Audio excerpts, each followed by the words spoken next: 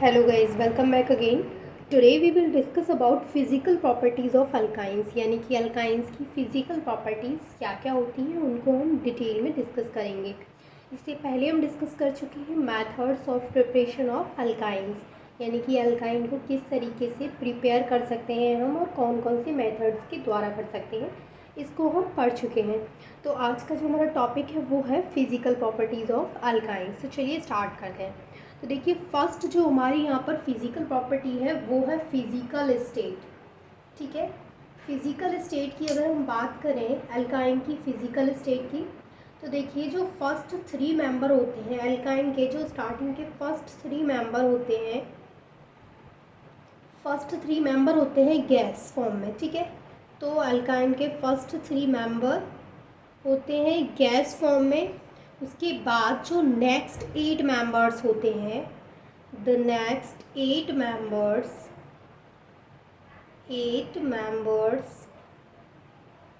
ये होते हैं लिक्विड फॉर्म में। ठीक है, इनकी फॉर्म होती है लिक्विड। तो इतना पता चला आपको कि जो अल्काइन होती हैं उनके फर्स्ट थ्री मेंबर यानी कि जो पहले वाले थ्री मेंबर होते हैं वो गैस फॉर्म में होते हैं और नेक्स्ट 8 मेंबर्स जो होते हैं वो लिक्विड फॉर्म में होते हैं। इसके बाद जो हायर अल्केन्स होती हैं, अल्काइंस, इसके बाद जो हायर अल्काइंस होती हैं वो सॉलिड होती हैं। ठीक है, तो यहाँ पे इतना पता चला फर्स्ट जो फिज़िकल स्टेट है उसमें क्या है कि जो अल्काइन होती हैं उनके फर्स्ट थ्री मेंबर होते हैं गैस फॉर्म में, उसके बाद नेक्स्ट 8 मेंबर्स होते हैं लिक्विड फॉर्म में और उसके बाद जो हायर अल्काइंस होती हैं वो होती हैं सॉलिड फॉर्म में। ठीक है, अब सेकेंड पॉइंट जो हम बात करते हैं वो बात करते हैं इनकी सॉल्युबिलिटी की। ठीक है, कि ये किस में सॉल्युबल होती हैं।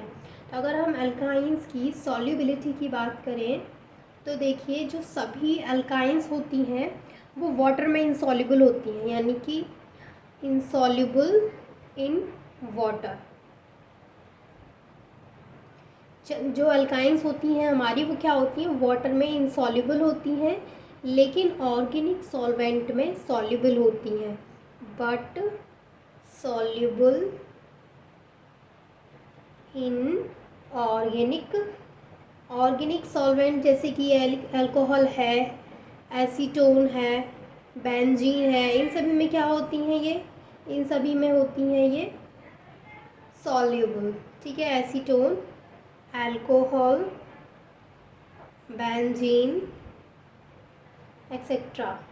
ठीक है, तो जो हमारी अल्काइंस होती हैं उनकी अगर हम सॉल्युबिलिटी की बात करें तो they are insoluble in water but soluble in organic solvent जैसे कि एसीटोन, अल्कोहल, बेंजीन, इन सभी में क्या होती हैं ये सॉल्युबल होती हैं, ऑर्गेनिक सॉल्वेंट्स में ये सॉल्युबल होती हैं। ठीक है, अब बात करते हैं इनकी थर्ड प्रॉपर्टी की। जो थर्ड फिजिकल प्रॉपर्टी है इनकी वो है ऑर्डरलेस।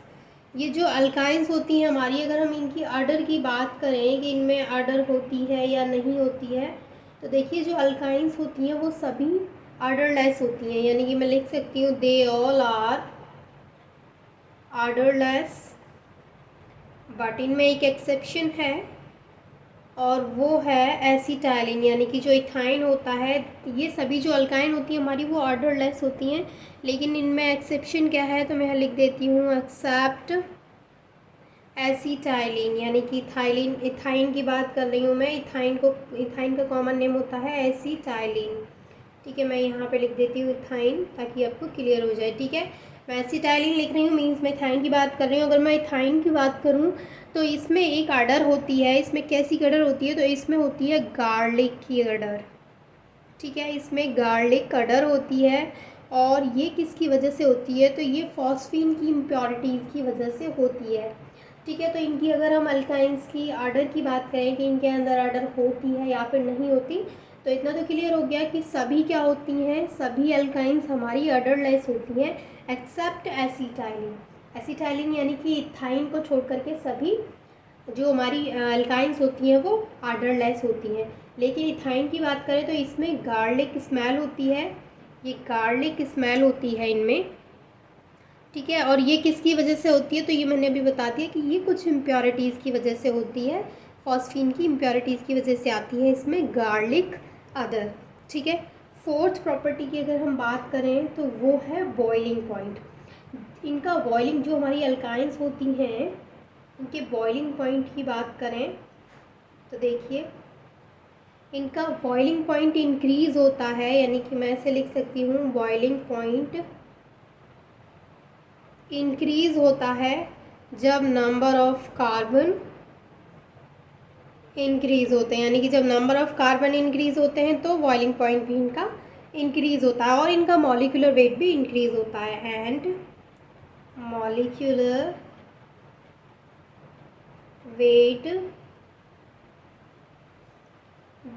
वेट भी क्या होता है, वो भी इंक्रीज़ होता है।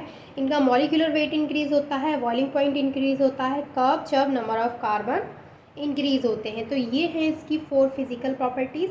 मैं एक बार रिपीट कर लेती हूँ। देखिए फिज़िकल प्रॉपर्टीज़, फर्स्ट जो प्रॉपर्टी है वो है फिज़िकल स्टेट। अगर हम फिज़िकल स्टेट की बात करें तो जो हमारी एल्काइंस होती हैं उनके फर्स्ट 3 मेंबर, यानी कि जो स्टार्टिंग के 3 एल्काइंस होते हैं वो गैस फॉर्म में होते हैं, ठीक है। उनकी फॉर्म कैसी होती है, गैस। यहाँ पे हम स्टेट की बात कर रहे हैं तो उनकी स्टेट कैसी होती है, गैस। और जो आगे के हमारे 8 मेंबर्स हैं, नेक्स्ट 8 मेंबर्स हैं वो लिक्विड फॉर्म में होते हैं।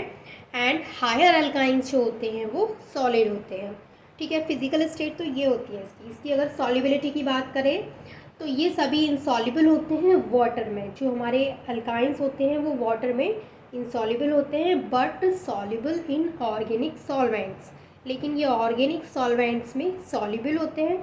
ऑर्गेनिक सॉल्वेंट्स जैसे कि एसीटोन है, अल्कोहल है, बेंजीन है, एक्सेट्रा, तो इन सभी में क्या होते हैं, ये सॉल्युबल होते हैं।